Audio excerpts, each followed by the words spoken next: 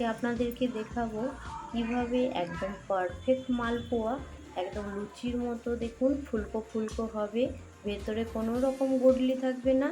নমস্কার, কেমন আছেন সবাই? আশা করছি সবাই খুব ভালো আছেন, সুস্থ আছেন। মৌসুমি রকমারি রান্নাতে আপনাদেরকে আবারও একবার অনেক অনেক স্বাগত।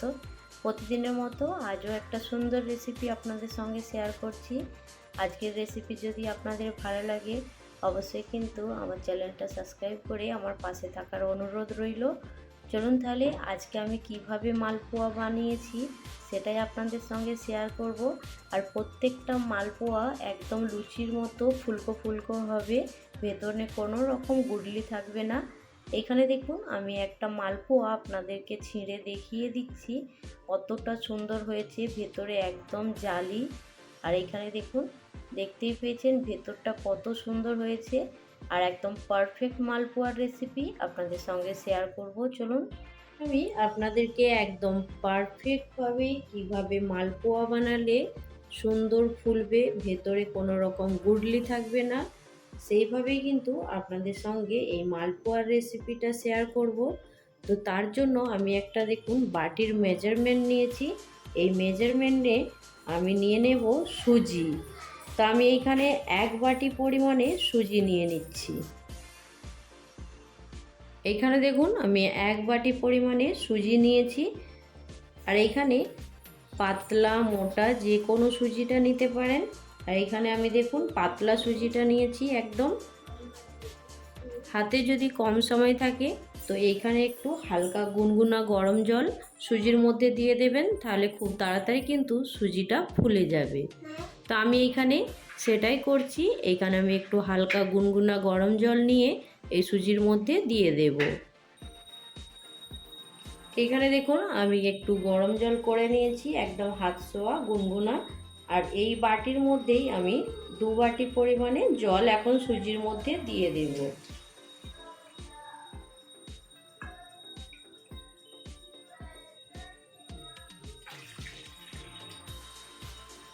এখন আমি সুজিটা আধা ঘন্টার মতো ভিজিয়ে রেখে দেব। এখন এটা ঢাকা দিয়ে রেখে দিচ্ছি। আর এইখানে মেজারমেন্টটা কিন্তু সঠিক পরিমাণে থাকলে মালপোয়াগুলো খুব সুন্দর হবে। আর আগে আপনারা দেখতে পাবেন মালপোয়াটা কতটা সুন্দর হয়। চলুন তাহলে আধা ঘন্টা পরে আপনাদের কাছে ফিরে আসছি। দেখুন এইখানে আধা ঘন্টা আমার হয়ে গেছে। তো আধা ঘন্টা পরে দেখুন সুজিটা প্রায় কিন্তু অনেকটাই ফুলে গেছে। তা আমি এইখানে একটা চামচ দিয়ে আপনাদেরকে দেখিয়ে দিচ্ছি সুজিটা কিন্তু অনেকটাই ফুলে গেছে। তো এইখানে এবার আমি এর মধ্যে দিয়ে দেব ময়দা।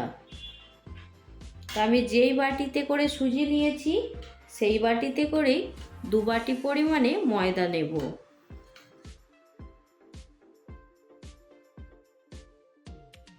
এইখানে দেখুন আমার ময়দাটা নেওয়া হয়ে গেছে।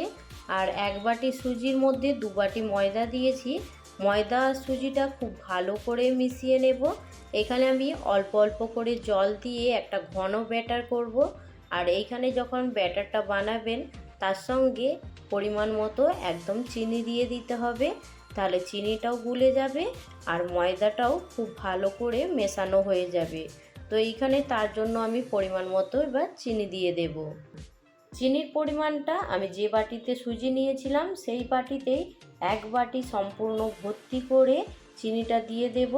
এখানে দেখুন চিনিটা আমার দেয়া হয়ে গেছে। এবার খুব ভালো করে ময়দার সঙ্গে চিনিটা মিশিয়ে নেব।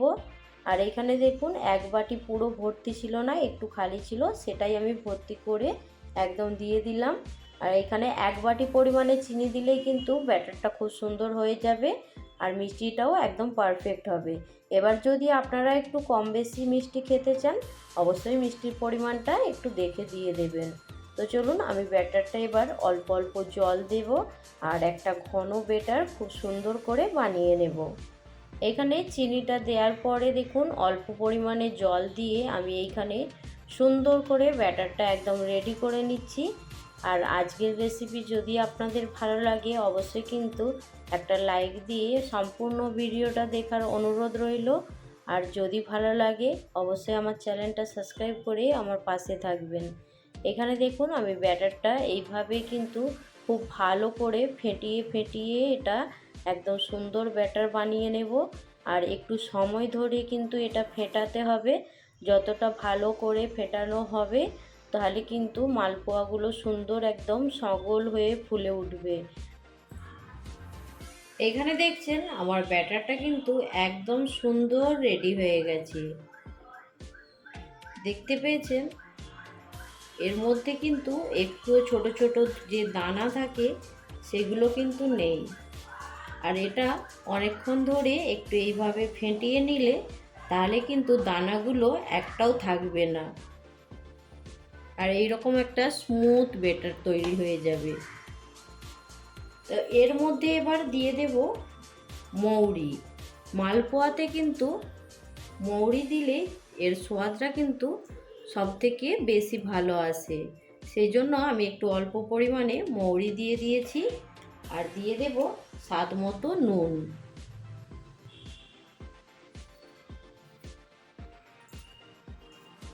এবার খুব ভালো করে একসঙ্গে সব কিছু মিশিয়ে নেব। যদি মিষ্টির পরিমাণটা কম বেশি লাগে অবশ্যই একটু চেক করে দিয়ে দিতে পারেন।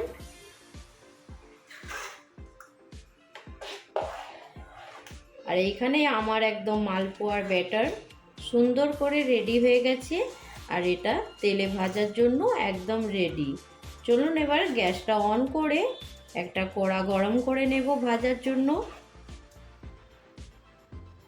গ্যাস অন করে কড়াটা সুন্দর করে গরম করে নিয়েছি। গরম করার পরে দেখুন এর মধ্যে রিফাইন তেল দিয়ে দিলাম, যেটা রেগুলার আমরা রান্নাতে ব্যবহার করে থাকি। সেই রিফাইন তেল দেওয়ার পরে তেলটা একটু ভালো করে গরম করে নিতে হবে।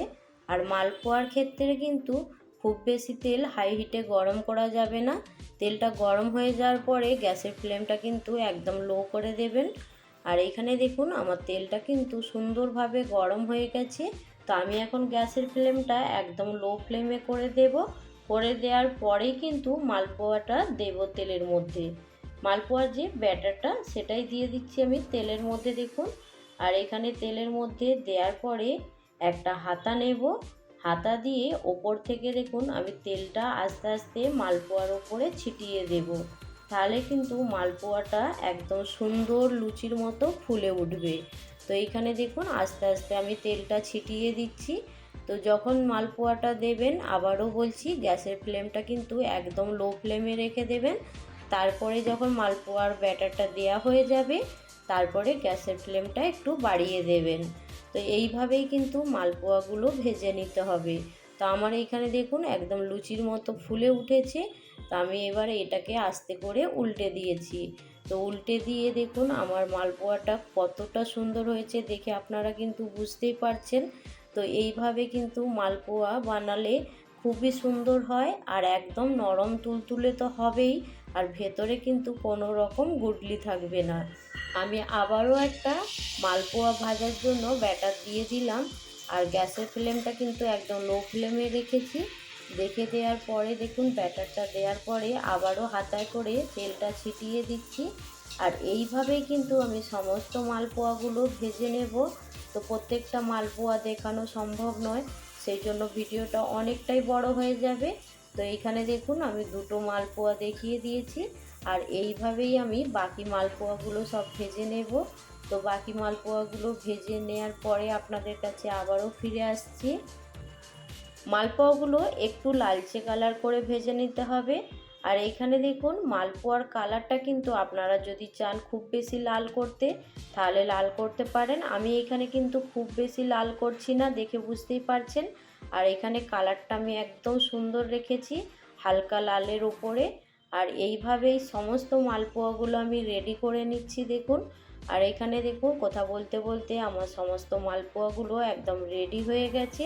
তো আজকের রেসিপি আপনাদের কেমন লাগলো জানাতে ভুলবেন না। আপনাদের একটা কমেন্ট কিন্তু আমাকে নতুন ভিডিও বানানোর অনেকটাই উৎসাহ বাড়িয়ে দেবে। সেই জন্য কিন্তু অবশ্যই একটা কমেন্টের মাধ্যমে জানাবেন আপনাদের কেমন লাগলো, আর আপনাদের কি রেসিপি দেখতে ইচ্ছে আমার থেকে অবশ্যই কিন্তু সেটাও জানাতে ভুলবেন না। তো আজকের রেসিপি এইখানেই শেষ করছি। পরবর্তী রেসিপি খুব তাড়াতাড়ি আরও একটা নতুন ভিডিওর সঙ্গে দেখা হবে। সবাই ভালো থাকবেন, সুস্থ থাকবেন, বাই।